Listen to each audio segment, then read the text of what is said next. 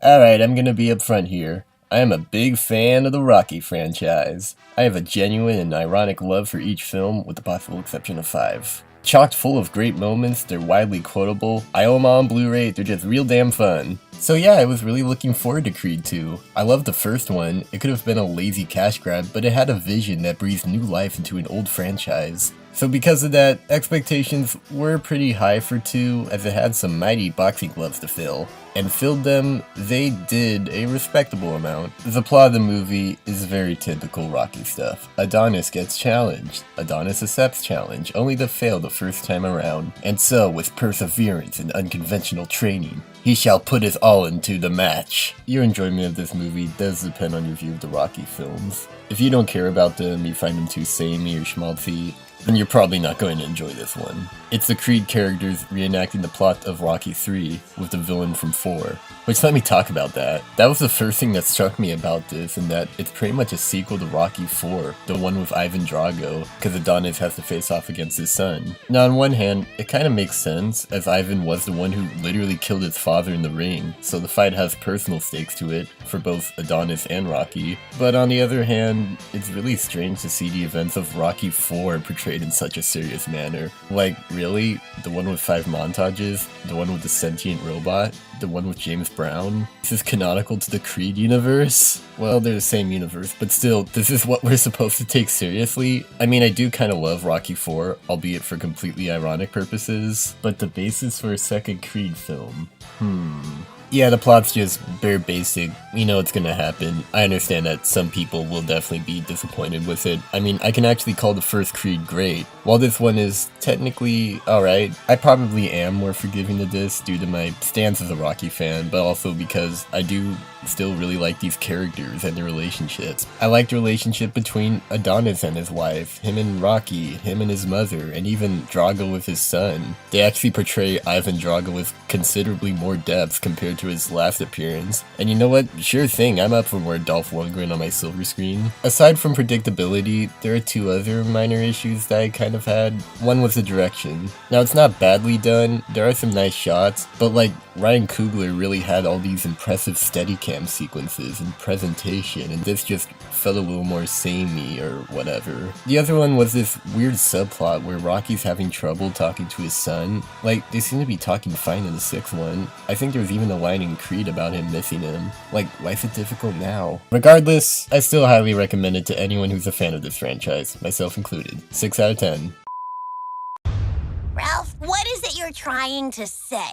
We're going to the internet. What? Ralph Breaks the Internet is a new Disney film that is a sequel to Wreck-It Ralph, about him breaking the internet, but not yet. He has to save Vanellope's game from getting torn down. So it's time for them to remake the Emoji Movie, this time for unironic viewings. Alright, so first off, I'd like to give props to the Disney marketing department for coming up with multiple scenes in the trailers that are either different from how they appear in the film, or just aren't present at all.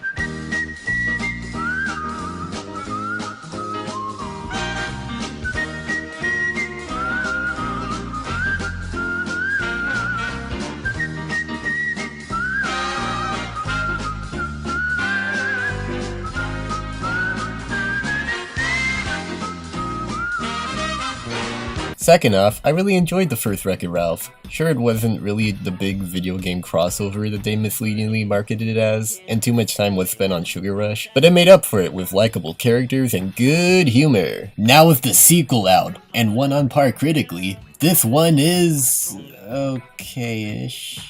I mean, there is good stuff here. Like, I like the relationship between Ralph and Vanellope. It's always been really cute. I'm glad that there isn't a dumb twist villain in the movie. If anything, the real enemy is possessiveness and miscommunication. I liked the designs of all the internet people. Not so much the square people, but like the other ones. There was a funny musical number, but aside from that, I wasn't all that impressed. Like, the story feels weirdly meandering. As soon as they're on the internet, it just turns into a series of stuff happening. Like, we gotta go here, now we gotta go there, now let's go here. What connecting thread there is sort of loose. It often leaves me with more questions, if anything. Like at one point where they need to earn money, Ralph participates in a bunch of cringy internet memes, which really are not going to date well in a few years. But these are all being sent to like the real world, and people watch them. Do people just see him as like an animation? does the company that make his game know about this? The whole internet setting doesn't really seem as intriguing as it should be. I will give it that there is more effort and imagination put into this digital world than the one in the Emoji Movie, which is essentially just blocks. There isn't a whole lot of commentary in regards to like internet culture. It's just, oh look, there's an IMDb building,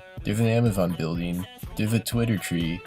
Okay. There's a part where Ralph reads negative comments, which I guess is to educate all the impressionable youth out there who want to make it big on the YouTubes. But they're the most family-friendly, PG-rated Disney negative comments I think I've ever read. They mainly consist of, I hate you, or you're really lame, none in the I'm going to kill you, or hashtag yellow swag variety, though now I'm being soft. The Oh My Disney scene, while it is kind of a circle jerk on their behalf, it did have some fun little Easter eggs, though its only real wait, is that Jason Mantzoukas? Though its only real purpose is to get to the princesses. And like, all the jokes in that scene were shown in the trailers. If they hadn't have done this admittedly kind of funny thing at the end, they could have been cut out of the movie. And not just them either. Earlier on in the arcade, after Sugar Rush gets unplugged, leaving all its inhabitants homeless, Fix-It Felix and his wife decide to adopt all the bratty kids, only to almost immediately regret it. So I'm thinking, alright, those two were funny in the first one, we're probably gonna occasionally cut back to them trying to raise these little bastards until they're polite. Well, that was the setup in the first act before Ralph goes to the internet, and since they're in the internet for like 95% of the movie, Felix and his wife are just gone until the climax. Like, sure, they kinda joke about it at the end, but they could have been cut out of the movie and very little would have changed. I know I'm being very cynical right now, and I don't like being cynical. I wanted to really enjoy this movie, and I felt like I would have if it were funnier, and it wasn't really. This is a very subjective criticism, but I think it is my biggest problem with it. I didn't laugh much. I know some people who have issues with the ending of the movie. I have a bit of a defense spoiler text for it that I'm probably gonna put up on the screen in about 3, 2, 1. Yeah. There you go. I also have a bit of a critical spoiler text for it in 3, 2, 1.